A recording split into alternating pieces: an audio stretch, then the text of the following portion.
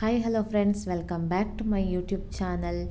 ನಿನ್ನೆ ನಾವು ನಮ್ಮ ರಿಲೇಟಿವ್ ಮನೆಗೆ ಗಿರಿನಗರಕ್ಕೆ ಹೋಗಿದ್ವಿ. ಹೋಗೋ ಜರ್ನಿ ಜೊತೆಗೆ ನಾನು ಕೆಲವೊಂದು ಓದ್ತಾ ಇರುವಂತಹ ಮೆಥಡನ್ನು ನಾನು ನಿಮ್ಮ ಜೊತೆಗೆ ಹಂಚ್ಕೊಳ್ಳಿಕ್ಕೆ ಇಷ್ಟಪಡ್ತೇನೆ. ನಿನ್ನೆ ಹೇಗೂ ಬರುವಾಗಲೇ ಲೇಟ್ ಆಗಿತ್ತು. ಇವತ್ತು ಬೆಳಿಗ್ಗೆಯಿಂದ ಸ್ವಲ್ಪ ಓದ್ತಾ ಇದ್ದೇನೆ. ಹಾಗೆ ಕೆಲವೊಂದು ನೋಟ್ಸನ್ನು ಟೈಪ್ ಮಾಡಿ ನಾನು ಕ್ಲಾಸ್ ರೂಪದಲ್ಲಿ ಮಾಡಿ ಯೂಟ್ಯೂಬಲ್ಲಿ ಅಪ್ಲೋಡ್ ಮಾಡ್ತಾ ಇದ್ದೇನೆ. ಅದು ಮಿಷನ್ ಟೀಚರ್ ಅಕಾಡೆಮಿ ಅನ್ನುವಂತಹ ಯೂಟ್ಯೂಬ್ ಚಾನಲಲ್ಲಿ.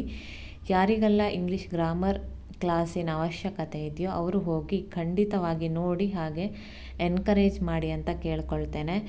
ಯಾಕಂದರೆ ನಾನು ನೋಟ್ಸನ್ನು ಮಾಡಿಕೊಳ್ಳೋದು ನನ್ನ ರೂಢಿ. ಯಾಕಂದರೆ ನನ್ನ ಹ್ಯಾಂಡ್ ರೈಟಿಂಗಲ್ಲೇ ಅದಿದ್ದರೆ ನನಗೆ ಓದಲಿಕ್ಕೆ ತುಂಬ ಖುಷಿ ಆಗುತ್ತೆ. ಬೇರೆ ಯಾರದೇ ನೋಟ್ಸನ್ನು ನಾನು ತಗೊಳ್ಳೋದು ಕಡಿಮೆ. ತಗೊಂಡ್ರೂ ಸಹ ನನ್ನ ಹ್ಯಾಂಡ್ ರೈಟಿಂಗಲ್ಲಿ ನಾನು ಮತ್ತೆ ಬರ್ಕೊಳ್ತೇನೆ. ನನಗೆ ಈ ಜೆರಾಕ್ಸ್ ಕಾಪಿ ಎಲ್ಲ ಓದಲಿಕ್ಕೆ ಅಷ್ಟೊಂದು ಇಷ್ಟ ಆಗಲ್ಲ. ಆ ಕಾರಣಕ್ಕೆ ನಾನು ನನ್ನ ನೋಟ್ಸನ್ನು ನಾನೇ ಮಾಡ್ಕೊಳ್ತೇನೆ. ಬಟ್ ಇವಾಗ ಏನಾಗಿದೆ ಅಂದರೆ ಬರೆಯೋ ರೂಢಿನೂ ತಪ್ಪೋಗ್ಬಿಟ್ಟಿದೆ. ಮತ್ತು ಕ್ಲಾಸ್ ಮಾಡಿ ನಾನು ಯೂಟ್ಯೂಬಿಗೆ ಹಾಕೋದ್ರಿಂದ ಒಂದು ಬೇರೆ ಯಾರಿಗೂ ಅವಶ್ಯಕತೆ ಇರೋರಿಗೆ ಹೆಲ್ಪ್ ಆಗ್ಬೋದು. ಇನ್ನೊಂದು ಎಕ್ಸಾಮ್ ಟೈಮ್ನಲ್ಲಿ ಆ ಕ್ಲಾಸನ್ನು ನಾನು ಒಂದು ಸಲ ಕೇಳ್ಕೊಂಡು ಹೋದರೆ ಅದು ನನ್ನ ರಿವಿಷನ್ನು ಆಗ್ಬೋದು ಅನ್ನುವಂಥ ಕಾರಣದಿಂದ ನಾನು ಕ್ಲಾಸನ್ನು ಮಾಡ್ತಾ ಇದ್ದೇನೆ.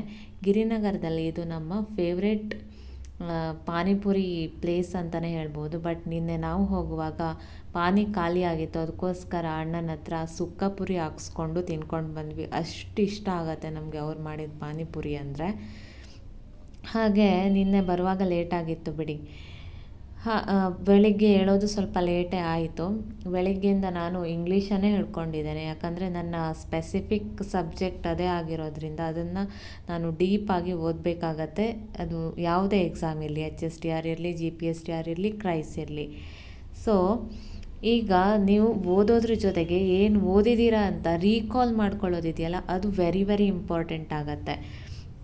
ಯಾಕಂದರೆ ನಾವು ಸರಾಗವಾಗಿ ಓದ್ತಾನೆ ಹೋಗ್ತೀವಿ. ನೆಕ್ಸ್ಟ್ ಡೇ ಕೇಳಿದರೆ ಏನು ಓದಿದ್ವಿ ನಿನ್ನೆ ನೆನಪೇ ಇರಲ್ಲ. ಹೆಡ್ಡಿಂಗ್ ನೆನಪಿದ್ರೆ ಅದೇ ದೊಡ್ಡ ವಿಷಯ ಅಂತ ಅಂದ್ಕೊಳ್ಬೇಕು. ಈಗ ChatGPT ಎಲ್ಲ ಇರೋದ್ರಿಂದ ನೀವು ಯಾವ ಟಾಪಿಕನ್ನು ಓದಿರ್ತೀರ ಆ ಟಾಪಿಕ್ಕಿನ ಪಿಕ್ ತೆಗೆದು ChatGPTಗೆ ಹಾಕಿ ಇದರ ಮೇಲೆ MCQ ಕ್ವಶನನ್ನು ಫ್ರೇಮ್ ಮಾಡಿ ಕೊಡಲಿಕ್ಕೆ ಹೇಳಿ. ಅದು ನಿಮಗೆ 1 ಸೆಕೆಂಡಲ್ಲಿ ಕ್ವಶನ್ಸನ್ನು ಕೊಟ್ಬಿಡತ್ತೆ. ನೀವು ಆನ್ಸರನ್ನು ಏನಾದರೂ ಟೈಪ್ ಮಾಡಿ ಅದಕ್ಕೆ ಹೇಳಿದ್ರೆ ಅದು ಏನು ಮಾಡುತ್ತೆ, ಇನ್ನೊಂದು ಸೆಕೆಂಡಲ್ಲಿ ನಿಮ್ಮ ಆನ್ಸರ್ ಎಷ್ಟು ಕರೆಕ್ಟ್ ಆಗಿದೆ, ಎಷ್ಟು ರಾಂಗ್ ಆಗಿದೆ, ಮತ್ತು ಯಾವುದ್ರ ಮೇಲೆ ನೀವು ವರ್ಕನ್ನು ಮಾಡಬೇಕು ಅನ್ನೋದನ್ನು ಸಹ ಬೇಗನೆ ಹೇಳುತ್ತೆ ಅಲ್ವಾ. ಸೊ ಟೆಕ್ನಾಲಜಿ ಇಷ್ಟೊಂದು ಮುಂದಿರುವಾಗ ನಾವು ಅದನ್ನು ಸಹ ಯೂಸ್ ಮಾಡ್ಕೊಳ್ಳೋದ್ರಿಂದ ಇದು ಹಾರ್ಡ್ ವರ್ಕ್ ಜೊತೆಗೆ ಸ್ಮಾರ್ಟ್ ವರ್ಕ್ ಸಹ ಆಗುತ್ತೆ. ನಿಮಗೆ ರಿವಿಷನ್ ಸಹ ಆಗುತ್ತೆ.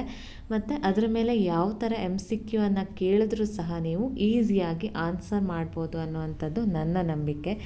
ನೀವು ಯಾವ ಥರ ಓದ್ತಾ ಇದ್ದೀರಾ ಅಥವಾ ಪ್ರಾಕ್ಟೀಸ್ ಮಾಡ್ತಿದ್ದೀರಾ ಅಂತ ಹಂಚ್ಕೊಳ್ಳಿ, ಆಯಿತಾ. ನಿಮಗೆ ಈ ವಿಡಿಯೋ ಇಷ್ಟ ಆಗಿದ್ದರೆ ಲೈಕ್, ಶೇರ್, ಕಮೆಂಟ್ ಮಾಡಿ. ಹಾಗೆ ನನ್ನ ಚಾನಲನ್ನು ಫಾಲೋ ಮಾಡ್ಕೊಳ್ಳಿ. ಮುಂದಿನ ವಿಡಿಯೋ ಜೊತೆ ಮತ್ತೆ ಸಿಗ್ತೇನೆ. ಅಲ್ಲಿಯವರೆಗೂ ಟಾಟಾ, ಬಾಯ್ ಬಾಯ್.